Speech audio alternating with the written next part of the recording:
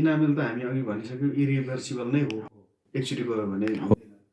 तर जस्तो अहिले प्रचारमा मार्केटिङमा देखिन्छ नि त तपाईँको सेन्सिटिभिटी ठिक गर्ने होइन भन्ने खालको अब टुथपेस्टहरू प्रचार आउँछ।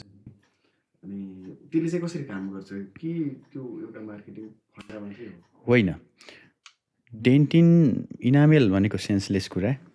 डेन्टिनसम्म पुगिसकेपछि चाहिँ त्यहाँ डेन्टिनको स्ट्रक्चरमा डेन्टिनको भागमा गइसकेपछि दाँतले थाहा पाउने कुराहरू हुन्छ। किनभने त्यहाँ नसाको सानो सानो डेन्टिनल ट्युबल्स भन्ने सानो सानो अब हामीले चाहिँ माइक्रोस्कोपिक लेभलमा सूक्ष्म तरिकाले हेर्दाखेरि त्यहाँ केही भागहरू हुन्छ। त्यहाँ चाहिँ नसाहरूको केही भाग भनेर बुझौँ, त्यो चाहिँ त्योसँग सम्बन्ध हुन्छ। त्यसले गर्दाखेरि चाहिँ डेन्टिनसम्म कुनै पनि डिस्टर्बेन्स भयो, जस्तै इनामेलको भाग यावत कारणले गर्दा गयो, जस्तै किराले खाएर पनि जान सक्छ इनामेल, अथवा तपाईँको अघि मैले भने जुन ठिक तरिकाले ब्रस नगर्ने, धेरै रगडेर ब्रस गर्ने केही कारणले गर्दाखेरि चाहिँ इनामेलको भाग नष्ट भयो, इनामेलको बाहिरको पत्र गयो, त्यसपछि त्योभन्दा भित्र डेन्टिनको भागसम्म पुग्यो भने अनि त्यसपछि सेन्सिटिभिटीको सङ्केत हुन्छ।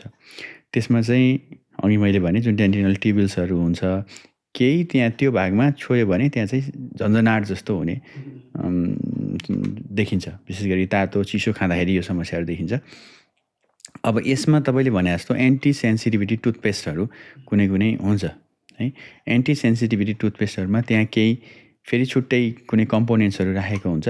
त्यो कम्पोनेन्टको काम भनेको त्यसले चाहिँ ब्लक गरिदिन्छ त्यो नसाभित्रतिरको जुन डिस्टर्ब भएर तपाईँलाई सेन्सिटिभिटी भए हुन्छ, त्यसले बाहिर त्यसले इनामेल छोपिदिन्छ, एउटा लेयरिङ बनाइदिन्छ भनेको जसरी बुझौँ।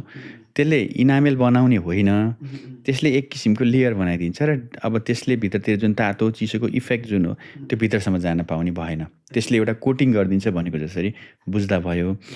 त्यसले गर्दाखेरि चाहिँ एन्टी सेन्सिटिभिटी टुथपेस्ट भनेको मार्केटिङ स्ट्राटेजी अथवा यो चाहिँ यत्तिकै होइन। त्यसमा केही कुराहरू कम्पोनेन्ट्सहरू हुन्छ जसले गर्दाखेरि त्यसलाई तातो चिसो लाग्नबाट चाहिँ त्यसले एउटा कोटिङ गराएर त्यसपछि त्यसले हामीलाई केही राहत, केही सहज हुने हुन्छ।